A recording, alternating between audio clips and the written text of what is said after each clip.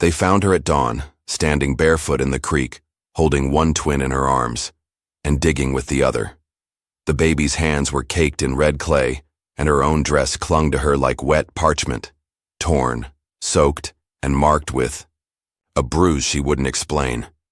Behind her, the old homestead still smoked from the fire.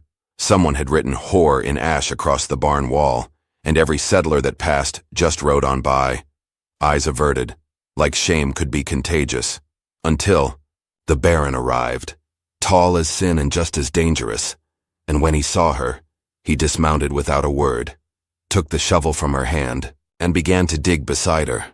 Subscribe now, because tomorrow's story will haunt you even deeper. You'll need it. But before that, let me take you to the day it all began.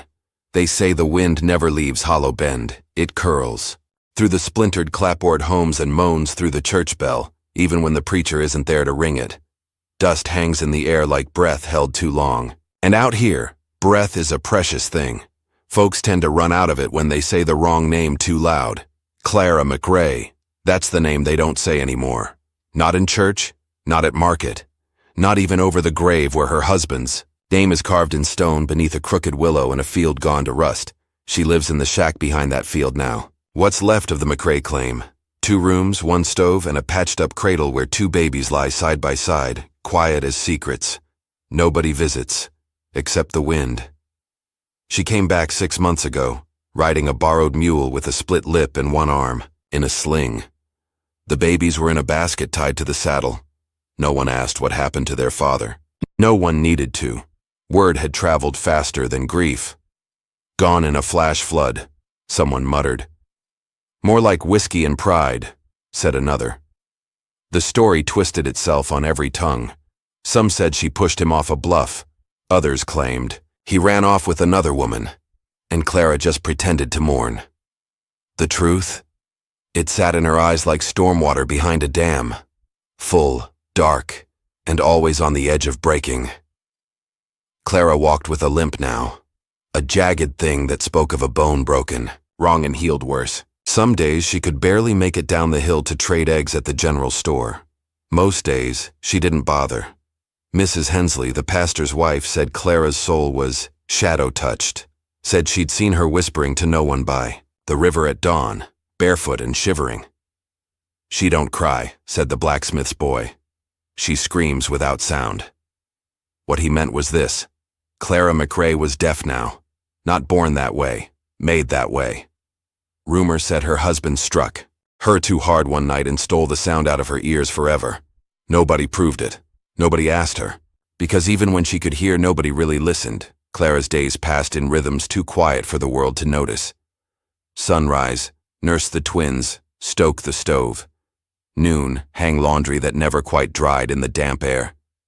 Evening, sit on the porch and rock back and forth like time could be soothed into forgetting.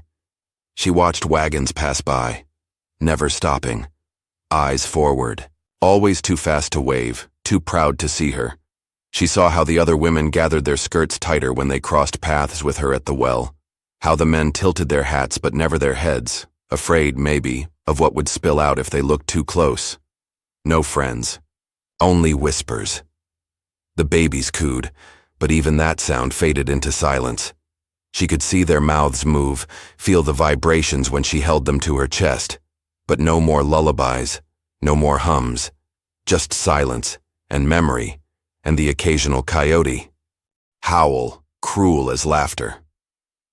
Once in late spring, Clara left a bundle of bread and herbs on the widow Callahan's porch. The woman had lost her only son to the mines and hadn't eaten in days. The next morning, Clara found the bundle returned. Same cloth, same bread, a note pinned to it inked with a single word, witch. She burned the cloth, fed the bread to the pigs, and never gave again. If this is breaking your heart already, you haven't seen the worst yet. Tap subscribe. I've got another truth waiting for you tomorrow. There were days she believed she was a ghost, not dead, but unseen. Transparent to a world that had decided her usefulness expired the moment her husband's heart stopped. But then, there were other days. Days when she stood at the edge of her land, face turned toward the canyon, and whispered names she wished she could still hear. Names like hope. Names like forgiveness. Names like her own. And one morning, the day that would change everything, she saw him, a rider silhouetted against the heat-slick hills. He wasn't like the others. He moved slowly, deliberately, like someone unafraid to be watched. His coat was black, the kind worn by outlaws or undertakers. His horse was gray, its mane braided with silver charms. He didn't pass her. He stopped, looked directly at her, nodded, and in that single motion, that quiet, unexpected recognition, something shifted in Clara's chest, a crack in the dam. Breath, held too long, finally let go. The stranger didn't speak, not at first. He simply tipped his hat and sat tall in the saddle, watching her like a man watches a storm, with caution and maybe a touch of awe. Clara didn't move. She wasn't afraid exactly, just unsure if he was real. Too many days alone made the eyes play tricks. Too many nights grieving made the heart crave ghosts. But he was real. His boots stirred dust, his horse snorted, and when he finally dismounted, she heard the thud of his feet hit the ground, not with her ears, but through the boards of the porch, deep in her bones. He walked to the edge of her steps and stopped, held out something, a tin of milk powder. One she hadn't seen in weeks, the kind only sold downriver in Bisley, 40 miles by wagon. Too far for her to reach with babies and a limp. Her throat tightened. She didn't take it, not right away. "Baron called her," he said, voice low and steady, just loud enough for her to catch the shape of it. Passing through, his eyes were the color of burnt brass, faded at the edges like he'd seen too much sun, too much war, too much loss. He didn't leer, didn't linger, just stood there, patient, as if he had nowhere else to be. She studied his hands. Calloused. Big. Not farmers. Hands. Not gunslingers either. Something else. Eventually, she reached out and took the tin. Their fingers didn't touch, but they might as well have. Something sparked in the air between them. Quick, brief, a breath caught between past and possibility. For weeks, he came back. Never uninvited. Never loud. Sometimes he brought bread, sometimes dried peaches. Once a spool of thread the same color as her dress hem. Other times, he brought nothing but presence. A shadow leaning against the porch post. Arms crossed, gaze steady. He never asked her to speak. Never flinched when she didn't. When she tried to sign, unsure and clumsy, he didn't laugh or look away. Instead, he studied her hands like they were scripture. Eventually, he answered with his own. Not perfectly, not gracefully, but honestly. One day, she found a note tucked into the basket of eggs he left, written in rough, uneven scrawl. "I don't need noise to hear you." She cried for the first time in months, but Hollow Bend didn't cry with her. The town watched from windows and wagging tongues. The widow with the bastard twins and the man with no known past?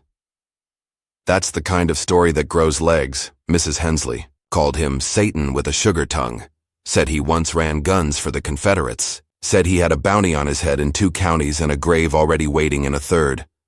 Others whispered he wasn't a baron at all, just a man who bought the title from some drunken noble on a train. Still, he rode through town twice a week. Unbothered, unapologetic, always headed for her. He never stopped at the saloon, never drew at the range, never bought bullets. Only bread. And that made the men nervous. One evening, just as the sun began to bleed into the hills, Clara sat on the porch with the twins asleep in her lap. He stood beside her, quiet, arms crossed. Hawks circled above. The air felt strange, heavier than usual, like something had shifted. Not in the weather, in the wind. It no longer drifted. It pushed. Urgent. Intentional. He spoke low, not looking at her. Someone's been watching the house. 3rd night in a row. She didn't react. Didn't need to. She'd felt it too. Boot. Tracks in the soil that didn't match hers. A pail moved from where she left it. A piece of thread from the twins' blanket caught on the door hinge, like someone had lifted it and changed their mind. He turned toward her finally. His eyes weren't soft anymore. "I'll stay nearby tonight, just in case." She wanted to say no. She wanted to say thank you. She said neither. Instead, she reached out and pressed his hand once, briefly, before gathering the babies and stepping inside. What if someone saw you for who you are, not what you carry? Subscribe. One day, that story might be yours too. That night, thunder rolled in the distance. No rain, just the promise of it. She lit one candle, placed it by the window. A quiet signal. I see you. I hear you. I'm not alone. And he was there, at the edge of the field, leaning against a fence post, rifle slung low, coat pulled tight against the chill. She watched him through the pain, just a silhouette in the growing dark. But even shadows can feel safe when they choose to. Around midnight, something shifted in the trees. A branch broke, a whisper too loud to be wind. The twins stirred. Clara moved fast, faster than her limp allowed, and bolted the door. The candle flickered. Then a figure stepped from the trees. Not him, not hers. Someone broader, meaner. With a face like wet bark and hands that gripped too tightly, she recognized the shape, the way he limped on his left. Jed Carter, her husband's cousin, the last man to claim he had rights to her land, the one who once offered to help her out of grief with the buckle of his belt in the back of his hand, and she had said no. Loudly, publicly, he never forgave her. The door rattled, a low voice. "Clara, girl, open up. Ain't no need for fear." She didn't move, didn't breathe. Then, a shot. Sharp, clean, echoing off the hills like judgment. Jed cried out and stumbled back into the dark, and moments later, Baron Calder stepped into the candlelight, rifle still warm in his hands. He didn't say a word, didn't need to. He simply looked at her, then at the twins, then at the door, nodded once, turned, and stood guard until morning. It happened on a Sunday. The kind of cold, dry winter day where breath hung like frostbite prayers and the town seemed to hold its breath between hymns and gossip. Clara had come to the churchyard, not for the sermon, but to place wild rosemary on her husband's grave. She didn't cry. She hadn't for a long time. Her grief had hardened into routine. The twins were strapped against her chest and hip, bundled in hand-stitched blankets. They fussed, but quietly, as if they too had learned that Hollow Bend did not welcome noise from their kind. She was halfway back down the hill when she saw it. The flyer, posted to the clapboard wall of the Mercantile, nailed with intent. Auction of McRae homestead and possessions, by order of county claim and public petition. Her name, Clara L. McRae, scrawled in ink below. The ink still wet. She blinked, heart stalling. Townsfolk gathered in a loose, hungry circle, eyes watching her, not one offering explanation or mercy. And then she saw him, Jed Carter, hat low, grin higher, dust on his boots, and a flask in his hand. He raised it toward her in mock salute. "You can't live off pity forever, Clara," he drawled. "Town's got rules. You can't keep what you don't earn." She tried to speak, to shout, to sign, to scream. But the wind was loud. The silence inside her louder.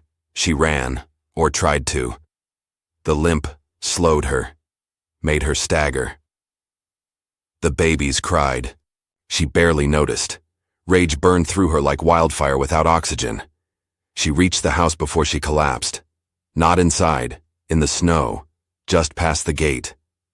Knees to the ground, arms wrapped around the babies like she could shield them from the storm that hadn't even started yet. She didn't know how long she lay there, only that the light began to dim, and her fingers wouldn't move. That's where he found her. No fanfare. No horses thundering in. Just bootsteps. Slow. Measured. The kind of sound she trusted now more than voices. Baron Calder knelt beside her in the snow. No questions. No gasps. He pulled the babies close to his chest first, tucking them into the folds of his coat. Then he knelt behind her, not touching, just shielding her with his body from the wind, like a wall that didn't ask for gratitude, Only when her breath stopped shaking did he speak. "Let's go inside." The stove had gone cold. He lit it without asking. Boiled water.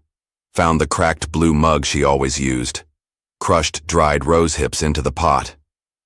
She sat curled in the corner, arms around her knees. Empty.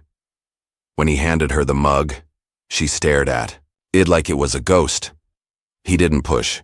He sat across from her, silent, letting the room fill with warmth again. Slowly, the way snow melts off porch rails in spring. Not sudden. Just inevitable. Later, he set a small pouch on the table. She opened it with shaking fingers. Inside, coins. More than she'd seen in years. She stared. He met her eyes. "I bought the deed back." She froze. "I'll sign it over to you," he said. "No one else gets to touch this land again." Her head shook. Fast. Panicked. She began to sign. "Why would you?" But her hands failed her halfway through. He leaned forward. Not touching. Not pleading. Just there. Quiet. "I can't fix what they took from you, Clara," he said. "But I can stand beside you while you take it back." That night, when the twins had finally fallen asleep, she sat by the fire and watched the flame catch on his shadow. Her voice didn't return, but something else did. A single tear. It slid down her cheek and onto her collarbone like a confession. He saw it. Didn't comment. But he reached out slowly, gently, and rested his hand over hers. Not to claim, just to share. They thought she was broken. But someone saw gold in the ashes. Subscribe. I promise you, tomorrow's story will prove love still lives out here. The first thing they built was a fence. Not to keep the world out, but to show it where the world stopped. And Clara's began. Baron Calder dug the post holes while Clara hauled wire and wood. They worked without many words, just small glances, tiny nods, a quiet rhythm they both seemed to understand. The twins sat under a blanket near the porch, babbling at clouds, their laughter louder now, like the land itself was finally listening. Every evening, they ate together. Bread he needed, stew she seasoned. Her limp didn't slow her anymore. His silence didn't seem lonely anymore. And once, by firelight, she traced her name in his palm. Slowly, shakily, as if signing it into his memory. The town watched. With narrowed eyes, they saw the repairs on the homestead, the cleaned windows, the smoke from a stove that hadn't burned in months. They saw him in town, buying flour, salt, cloth. Not for himself. For them. And they didn't like it. "Widows. Got herself a keeper now?" someone asked. "She's got herself a problem," another answered. The law came knocking the next week. Sheriff Ruckley, all dust and sweat and over-polished boots, stood at Clara's gate with a letter in his fist. "Petition's gone. Federal," he said. "They're claiming squatting, fraudulent claim. You and the stranger have got 30 days to clear out." Clara didn't flinch. She only stepped aside, letting him see what he didn't expect. A table set, a house swept, children giggling, and a man sharpening fence tools by the fire like he belonged there. Calder stepped forward. "Calm. We've got the deed," he said. Ruckley spat. "You've got trouble, and it's coming from Bisley." They didn't argue. They prepared. They worked harder, built faster. Clara found strength in the swing of her own hammer. Calder taught her how to split rails, dig trenches, mend the chicken coop. Together they cleared a patch of land at the south edge of the field. For a barn, maybe, or a corral. A place for horses. "A dream I never dared say aloud," she signed. Once, as they stood over it at dusk, he nodded, smile soft. "Say it now." She smiled back. That night, in the glow of fire and sweat, they finally kissed. Not rushed, not reckless. A slow-burning promise born from months of survival, care, and silent understanding. It was not the start of something new. It was the recognition of something that had already taken root. They spent the next weeks preparing for a future, together. And then the past arrived. He didn't knock. The man who rode into Hollow Bend wore the same long coat Calder had once worn, but his was dirtier. Blood at the hem, Gold pin on the collar. He called himself Duke, but the others knew better. Gunrunner, ex-scout, Calder's older brother. He found them just before supper. The twins were asleep, and Clara was teaching Calder how to fingerspell hope when the horses arrived. 6 men, guns loose at their sides, dust in their mouths, trouble in their eyes. Duke rode up like he owned the place, smiled like he already knew the ending. "Well, ain't this a pretty picture?" he said. Baron Calder, playing, house with a widow and her ghost babies. Clara stepped forward, no fear, no flinch. She had stood in front of death before. Calder moved with her but didn't shield her. She didn't need it. "What do you want?" Calder asked. Duke's grin faded. "You made promises, brother. You owe men coin, bullets, silence. And instead you ran off and bought yourself a wife. She's not. Don't care what she is, you're coming with us, one last job. Then you can ride off into the goddamn sunset for all I care." Clara touched Calder's sleeve. Just once. Just enough for him to feel it. "What did you do?" She signed, hand trembling. His eyes dropped. For the first time she saw it, the shame tucked under his strength. "I stole," he said. "Ran supplies. Guns. Hid in uniforms and lied through courtrooms. I let people die to stay alive." A silence stretched between them. "I thought I could leave it," he added. "I thought I did leave it." Clara stepped back. Not because she feared him, but because she feared what came with him, the way her own past still followed her like smoke. "I can't lose this again," she signed. "Not this land, not these babies, not this." He nodded. "I won't let you. You've come this far with her. You felt that, didn't you? Subscribe. I want you to meet someone else tomorrow. Someone just as forgotten." That night, they didn't sleep. They packed bags, just in case, hid the deed under floorboards, hung oil lamps by every window. She held the twins to her chest and listened to the sound of Calder sharpening a blade in the next room. Not for attack, but for protection. She didn't know what choice he would make. She only knew that in the firelight, he looked like a man who'd already chosen his home. The men rode out by dawn, not in a blaze of gunfire, but with silence and something close to shame in their eyes. All except Duke, who spat once in the dirt near Calder's boots and muttered, "You're dead to us now." Calder didn't reply. Clara didn't flinch. The only sounds were the creak of saddles and the distant caw of a crow overhead. They stood together at the gate until the dust settled and the road grew quiet again. The town didn't speak of it, not aloud, but whispers shifted from scorn to uncertainty. The sight of her walking through town with her head high, her children at her hip, and a man beside her who never looked away, it unsettled people. They couldn't call it scandal anymore, so they called it change. The church bell rang on the yacht. First warm day of spring, Clara wore a dress she stitched herself. Nothing grand, just pale muslin with a ribbon the color of dusk. Her scar showed. Her limp showed. So did the gold glint in her eyes when she smiled. The twins held flowers they'd picked from the edge of the creek. Calder wore no badge, no past, just a clean shirt, dust on his sleeves, and the look of a man who had built something with his bare hands and would die before letting it be taken. No priest stood before them. Just the land, the field they'd cleared, the fence they'd mended, the barn they hadn't finished but would together. They said their vows under the open sky alone, except for 2 witnesses, an old mare and the wind. At supper that night, Clara lit 2 candles, one for him and one for the husband she had. Buried so long ago beneath the rosemary bush, she said nothing.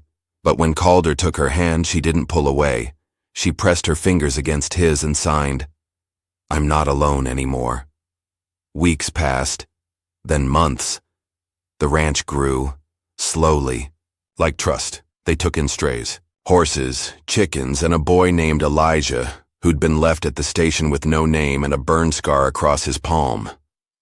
Clara didn't ask questions. She just gave him a place to sleep and a chore to do. He stayed. The barn was finished the day the first foal was born. Snow dusted the hills. Firelight danced on the windows. They named the foal Grace, because that's what it felt like, watching her take her first trembling steps into the cold world, only to find warmth waiting. And on the porch that night, Clara watched her children sleep in Calder's lap, their faces turned toward the fire, their mouths soft with dreams. She leaned into him, and this time, when he reached for her hand, she held his tighter. She was never a curse. She was someone's miracle all along. Subscribe, and let me introduce you to the next miracle tomorrow.